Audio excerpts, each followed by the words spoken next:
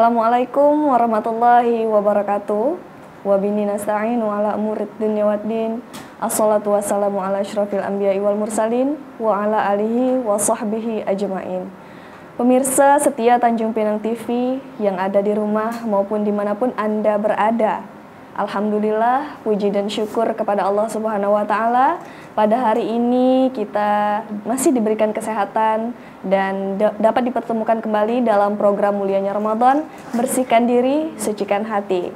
Nah pemirsa, salawat serta salam tak lupa pula kita hadiahkan kepada junjungan kita Nabi Muhammad SAW dengan mengucapkan Allahumma sholli ala Sayyidina Muhammad wa ala ali Sayyidina Muhammad. Nah baik pemirsa, saat ini di studio Popi dan Ustadz Dedi Sanjaya tentunya akan menemani Anda selama lebih kurang 30 menit ke depan untuk menunggu waktu berbuka. Baik pemirsa, hari ini tema yang kita bahas ini sangat-sangat luar biasa menarik nih pemirsa. Tema kita adalah mengenai tentang radikalisme dalam pandangan Islam nih Ustadz ya. Dan saat ini seperti yang Anda ketahui, apalagi beberapa waktu belakangan banyak sekali terjadi tindakan-tindakan radikalisme itu sendiri ya Ustadz ya. Nah, kita harus mengetahui terlebih dahulu apa itu radikalisme. Karena di saat kita mendengar kata radikal ini, sudah pasti yang ada di dalam pikiran kita adalah persepsi yang negatif ya Ustadz ya. Karena sudah tertanam stigma bahwa kelompok radikal ini adalah cenderung kelompok yang tidak bisa mentoleransi apapun dan lebih memaksakan kehendak mereka terhadap kelompok lain. Nah baik pemirsa, agar kita tidak salah persepsi mengenai radikalisme dalam pandangan Islam ini, mari kita dengarkan dan mari kita simak penjelasan dan pemaparan dari Ustadz Dedi Sanjaya. Kepada Ustadz, disilakan. Terima kasih, Pop. Sama-sama. Bismillahirrahmanirrahim. Assalamualaikum warahmatullahi wabarakatuh. Waalaikumsalam. Alhamdulillahirrahmanirrahim. Assalatu wassalamu ala rasulillahi ajma'in. Allahumma antas salam wa minkas salam wa ilaika ya'udus salam. Fahayna rabbana bisalam wa dakhinal jannata darussalam. Tabarakta rabbana wa ta'alita ya dzal jalali wal ikram. Amma ba'du. Pemirsa Tanjung Pinang TV yang dirahmati, diberkahi dan tentunya dicintai oleh Allah Tabaraka wa Ta'ala. Popi, ini tema sangat luar biasa ya Pop, radikalisme dalam perspektif agama Islam. Pemirsa Tanjung Pinang TV, ketika kita berbicara tentang radikal, maka sesungguhnya radikal itu adalah semua kullu amalin su, semua pekerjaan, perbuatan, aktivitas yang tidak baik disebut sebagai pekerjaan, muamalah, aktivitas yang radikal. Contoh, saya ngancam Popi nih, awas ya, ntar saya bunuh. Itu radikal, ya. Jadi radikal tidak memandang suku dan agama. Radikal tidak memandang bangsa. Siapapun yang melakukan perbuatan kekerasan, pengancaman, pembunuhan, peneroran disebut sebagai perbuatan radikal. Apapun sukunya, apapun bangsanya, bahkan apapun agamanya, ya. Apa hukum radikal di dalam Islam? Hukum radikal tentunya haram, ya, haram. La tazlimun wa la tuzlamun. Jangan kalian menganiaya dan kalian tidak akan dianiaya. Ya, radikal ini adalah penganiayaan.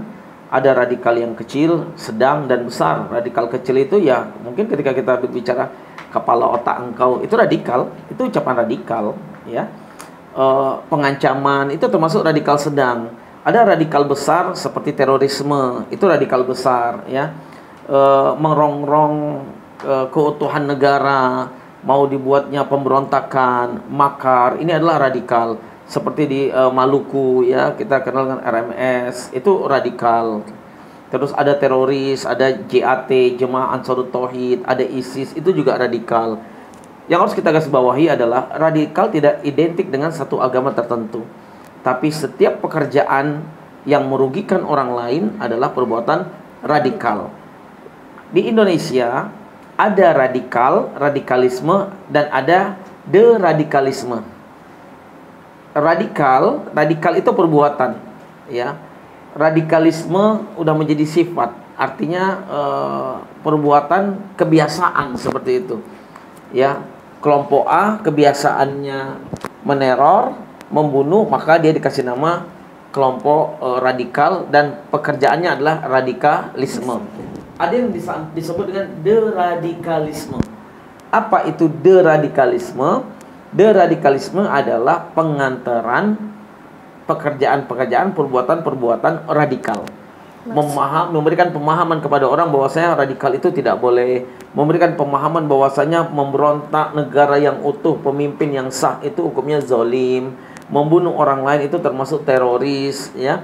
Tanpa kita harus memperspektifkan radikalisme, terorisme adalah Islam. Ini yang nggak boleh, ya. Tidak semua Islam itu terorisme, dan Islam bukan agama teroris. Jadi yang pelaku teroris adalah oknum. Ketika dia banyak, maka pelaku teroris itu menjadi kelompok, tapi bukan agama. Ya, kita lihat ya banyak sekali di Maluku, di Papua, ketika Irian Barat pisah dari Indonesia, kan banyak itu terorisme yang agamanya berbagai macam agama. Jadi pemirsa Tanjung Pinang TV, yang harus kita garis bawahi adalah setiap perbuatan yang tidak menyenangkan adalah perbuatan radikal. Pengantaran radikalisme disebut dengan deradikalisme, ya. Jadi yang kedua, pemirsa Tanjung Pinang TV, yang harus kita pahamin adalah radikalisme tidak bisa kita identifikasi dengan agama tertentu maupun suku tertentu. Popi. Baik Ustadz, terima kasih atas penjelasannya Ustadz.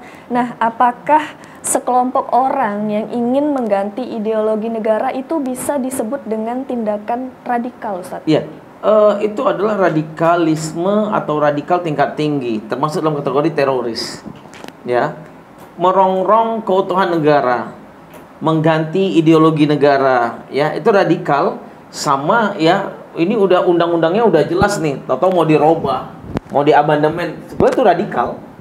Ketika perubahan itu menzolimin orang banyak, ketika perubahan itu diikuti dengan hawa nafsu, itu radikal. Contoh, Popi jadi Bu RT 2 periode, atau kepingin ditambah nih jadi 10 periode, ya, ditingkatkan periodenya. Akhirnya banyak yang dirubah, dan sebagian orang terzolimin karena itu, atau terjadi ketidaksetujuan tapi dipaksakan juga, maka itu juga bagian dari radikalisme. Baik, terima kasih Ustadz. Nah, kalau dengan menuding orang lain kafir dengan berdakwah secara keras itu sendiri, apakah termasuk tindakan radikal, Ustadz?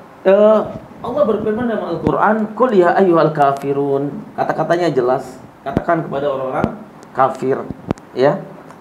Kita jangan alergi dibilang kafir. Orang non-muslim jangan alergi dibilang kafir. Dan ketika kita non-muslim, kita nggak boleh alergi kita dibilang kafir. Kafir itu bahasa Arab, artinya bukan Islam, ya. Nah, Indonesia ini kan banyak bahasa halus sebetulnya, biar tidak sakit hati. Karena kan bahasa kafir itu kayaknya nyinggung tuh. Kafir, ya. Yang nggak boleh itu orang Islam menyebut saudaranya kafir, itu nggak boleh. Tapi kepada non-muslim, mohon maaf lahir dan batin, kalau ikut bahasa Al-Quran, kafir. Tapi Indonesia punya bahasa banyak bahasa halus, ya. Contoh, dulu dukun, nggak mau dipanggil dukun, ganti orang pintar. Paranormal, ganti lagi ustadz. Tukang nangkap hantu dengan tukang ceramah sama, ustadz. Indonesia nih, ya. Ya mungkin gak usah kafir lah, kita manggil saudara sebangsa dan setanah air. Ada bahasa yang lebih lembut. Walaupun sebetulnya pengucapan kafir itu untuk non-muslim lumrah. Memang itu diajarkan dalam Islam, dalam Al-Quran seperti itu. Qul ya ayyuhal kafirun, katakan kepada orang-orang kafir, ya. Cuman lagi-lagi kita kalau dengar bahasa gitu kan alergi. Sama ketika Popi dibilang ahlul bid'ah, kita jangan alergi dibilang bid'ah, karena kita juga tukang bid'ah, ya. Nabi kan nggak pernah pakai shooting-shootingan seperti ini. Nah, ini juga bagian dari bid'ah, tapi bid'ah hasanah, bid'ah yang membawa kepada kebaikan. Dakwah Nabi kan nggak pernah di TV, orang TV belum ada zaman itu, iya kan? Nabi nggak pernah pakai mobil. Sama seperti kita pakai mobil, berarti kita kan bid'ah. Tapi itu adalah bid'ah yang membawa kepada kebaikan, namanya bid'ah hasanah. Jadi pemirsa Tanjung Pinang TV, jangan juga kita alergi dikata-katain bid'ah, dengar kata bid'ah, dengar kata kafir, jangan kita alergi, ya. Karena itu bahasa Al-Quran. Dan ketika ada bahasa yang lebih lembut, kita pilih bahasa yang lebih lembut, karena Indonesia punya 1.300 bahasa lebih. Banyak bahasa daerah yang halus-halus nih Indonesia, ya. Terima kasih Ustadz.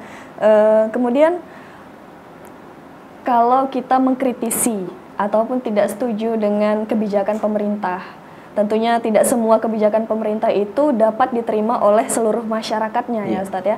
Nah, ketika ada orang yang tidak setuju dengan kebijakan itu sendiri, apakah orang tersebut dapat dikatakan radikal Ustadz? Dalam satu permasalahan lumrah dan manusiawi, ada yang setuju, ada yang tidak setuju. Ya, itu hal yang biasa, apalagi di dalam ranah negara demokrasi. Di dalam ranah dan negara demokrasi mesti ada yang like and dislike, setuju dan tidak setuju. Apakah bisa perihal yang tidak setuju itu menjadi radikalisme? Bisa, ya. Ketika ketidaksetujuan itu diimplementasikan di dalam pemberontakan, penggulingan, pemakaran, maka itu disebut sebagai radikalisme. Tapi ketika dia tidak setuju karena mungkin suaranya terkecil, maka dia wajib untuk mengikuti suara yang terbanyak. Hasil musyawarah menentukan A, tapi dia nggak mau A karena dia maunya C, maka dia wajib untuk mengikuti yang A. Ini indahnya musyawarah, dan demokrasi itu sebetulnya identik dengan musyawarah, ya, Poppy. Jadi jangan sampai kita tidak setuju dengan presiden, kita gulingkan presiden. Kita tidak setuju dengan gubernur, kita gulingkan gubernur. Para istri tidak setuju dengan suami, digulingkan, cerai suami, kan nggak boleh, ya. Dimusyawarahkan. Yang tidak setuju itu dimusyawarahkan kenapa dan ada apa, seperti itu, Poppy. Baik, terima kasih Ustadz. Nanti kita akan sambung kembali pembahasan kita, tentunya dengan tema yang sama ya Ustadz ya. Baik pemirsa Tanjung Pinang TV yang dirahmati Allah, jangan kemana-mana dulu, nanti kami akan kembali lagi tetap di Mulianya Ramadan, bersihkan diri, sucikan hati.